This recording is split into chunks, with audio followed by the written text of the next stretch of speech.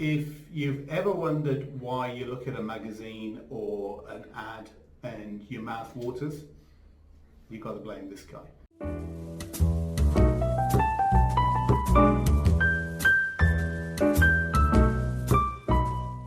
Hi, I'm in Browns Bay with Johann, and Johann de Plessis is a regular at the coffee club, and he's also a regular in Browns Bay. You may have seen him walking around. He walks amongst us. However, you might not know him. Johann, welcome. Thank you, Maren. Johann, you've got this skill that people may not be aware of, and that is the photography that's used in glossy magazines, in menus, in shop windows. Those are the things that draw you in. Johann is the one that produces them. So Johann, I'd just like to go through a journey with you, looking at a few examples of what you've been doing in the past. Give me an example of this particular one here, this lady. What's the story behind that? Oh, so I was very, very lucky there, photographing jewelry in Takapuna, and the owner said that he's got this lady that works in his jewelry shop and he'd like to use her. When I saw her, oh my goodness, she was absolutely stunning and was only going to be far more beautiful once she's done all the makeup and stuff. Yep. And the first shot I knew, she's incredibly beautiful, and she's a jewelry model. And so that is how Bella got into my portfolio. Okay, that's good to know. It's good to know that you helped somebody else in the process as well. Well, it was her first attempt, really, as a model. Yeah. You've done a distillery as well, haven't you? You've taken photographs of distillery. Yeah, so there's this guy up in Puhoi that says, I've got a distillery, I'd love you to photograph my product. And then he explained his products to me, and I thought, oh my goodness, he needs top quality stuff. Do I have what it takes to give him what he's looking for? Yeah. Went up to his distillery, looked at his products, and said, fine, I'll do it. Huge risk. Yeah. Did he give you some samples as well? Oh, absolutely. Absolutely. And possibly it was the samples that helped me do the shoot. So, and I must say, when I started getting results from my attempts, I was surprised. Even did I take that? But that worked for him, and it certainly worked for me, because he was convinced that I was a good photographer. Yeah. And I must say that I was happy with what I gave him. Oh, that's great. Yeah. Your true passion, though, is food, isn't it? Maren, I love photographing food, and I don't know why. It used to be jewelry, and then food snuck in. I love capturing the colours and the flavours of that dish that I'm busy photographing. Yeah. Do you drool over the food while you're taking the photograph? I do. I do. And it never lasts 2 minutes. I decide to shot. Really? Yes. It takes as much effort as a 1.5 carat diamond ring. It's not less. Right. I do not have less passion for shooting a sushi than a diamond ring. Sure. It takes the same effort. It Okay. takes the same experience. Yeah. Because you've got some really, really nice shots of eggs Benedict and salmon and all those things that do make you drool. And I guess if you've experienced the food yourself, then you're more likely to photograph it in a certain way. So if I'm shooting, say eggs Benedict, say salmon, salmon's the hero. Yep. And if it's bacon, bacon's the hero. Mm-hmm. And if it's mushrooms, mushrooms the hero. Right. But I couldn't find the angles on that dish that actually shows what the dish is. Sure. If it's salmon, I don't hide it with potatoes or eggs. Mm-hmm. I show the salmon. Yeah. And that is probably experience. If it's a Ferrari, for argument's sake, and I'd love to shoot a Ferrari, but if it should be a Ferrari, it's no good hiding the Ferrari behind a beautiful rose bush, Mm-hmm. because Auntie Mary loves her roses. Mm-hmm.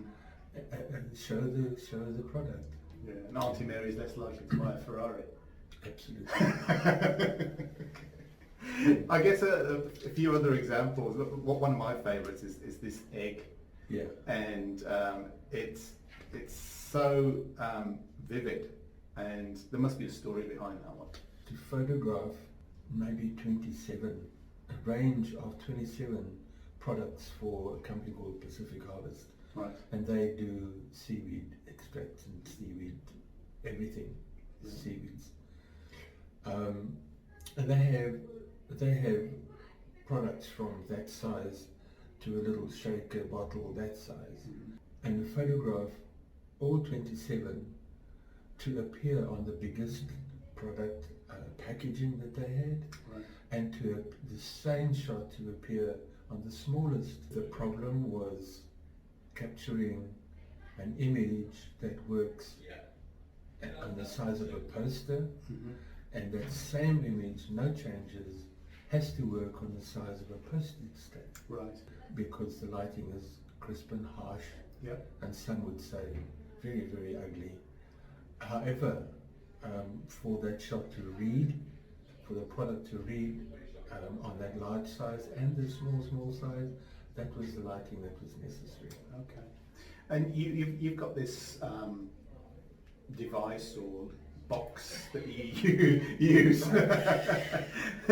And we won't go into that one, but Okay. I know that you take pride in making sure that you get the right lighting in any situation to show off the best part of that particular item. Right.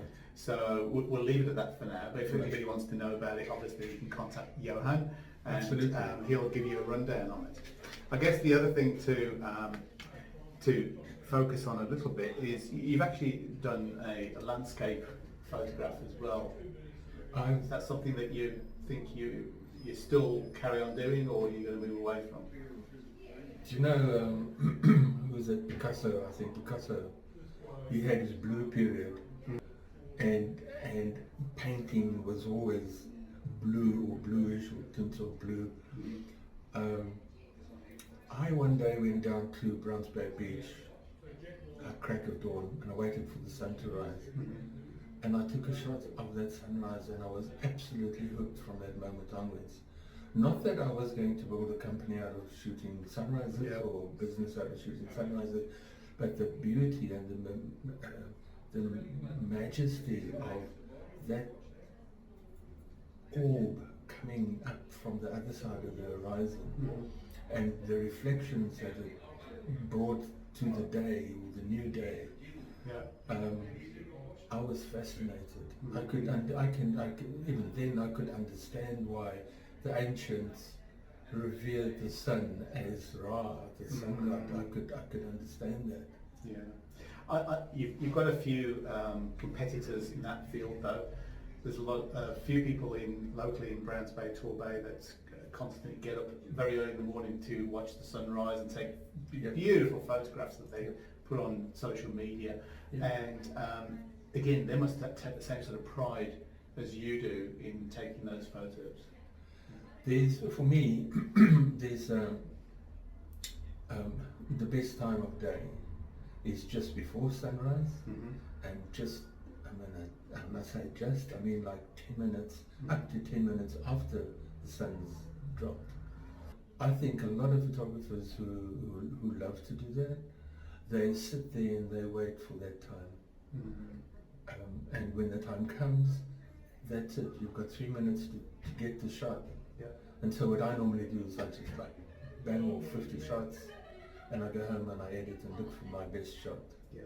That particular shot you're talking about, the saturation of the sky and the foreground really works to show the orb on the horizon at its best. Okay.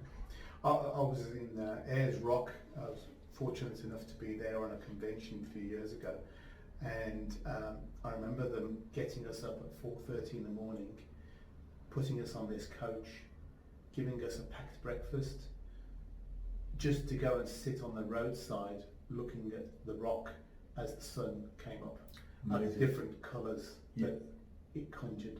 And I didn't appreciate it at the time, but not getting up that early in the morning, but it's once in a lifetime opportunity to see it, and that whole lighting, that golden light, is what I saw. Right. Yeah, it's so beautiful.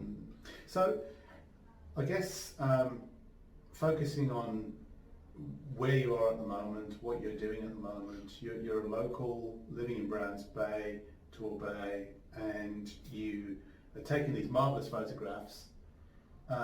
Where to from here? I would love to think that I can actually be known for high quality food photography. I understand that there are difficulties in photographing jewelry because of necessary equipment to do that.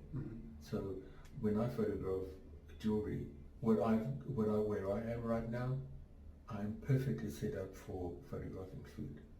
I photograph very tight, and I photograph single items, whether it be one single plate of food, or whether it be one tiny little sushi, or a fruit, something that is almost iconic, and my camera will allow me to use images in A1, even bigger, Poster size. and poster size stuff. There's a lot of food programs on at the moment, MKR, MasterChef, and they've got high ratings because people do watch them and they try to become budding chefs themselves. And I guess if we've got budding chefs at home who produce marvellous meals and they know when it's going to be on the table, perhaps they could give you a call and you can come and photograph it. No problem at all. No problem at all. We'd love to do that. Yeah. I know that there are quite a few of those chefs that do home chefs. Yeah. And I've actually spoken to a few of them. So there is a very good opportunity there. That's great. And I guess, restaurants in particular, cafes, I know you know a few local cafes, but if there's anybody else out there who wants to improve their menu, the look of their menu, what they have on their windows displays, what they have on their social media, because those images that you've provided us today are ones that entice people to use that service for those items. And if you can create that right image, then people will come. Well, the interesting thing is, because of where I come from, there's a design aspect to advertising. And I swear that there's a huge difference between an advertising person and a designer. Huge difference. So I have some design experience, and I can take a photograph of a plate of food and turn that photograph into a communication for that restaurant, or I can create a menu, so I can create advertising for them. So from the conversation that we've had, what do you need to grow on a larger scale? I need credibility with a restaurant, in particular because of food. Yeah. And mostly I shoot bistro type food. Okay. So I need somebody who would then look at what I photograph, look at my website, look at the food that's on there, and say, yes, I'd like this guy to shoot our food for us. Yeah. So I've gone as far as Botswana to photograph food. Loved it, and I'm willing to go wherever there's a shot. I'm certainly mobile enough. Mm. Well, there's certainly a lot of places within easy reach of where we live, and a lot of artisan type establishments that would benefit from your expertise. And I think you need to create a menu of what you want to eat along the way, because there are some chocolate places along Matakana way as well. Yeah, absolutely. There's a lot of talk about craft. Well, my photography is about craft. Mm. It's about the craft that I've gathered and mastered over many years. Mm. And so it's taking that craft and turning that into an image. Okay, Johann, you walk amongst us. You are a very gentle gentleman. You are interested in getting photography on your food. Contact Johann and he'll be able to oblige. Thank you. Thank you, Miriam. Appreciate it.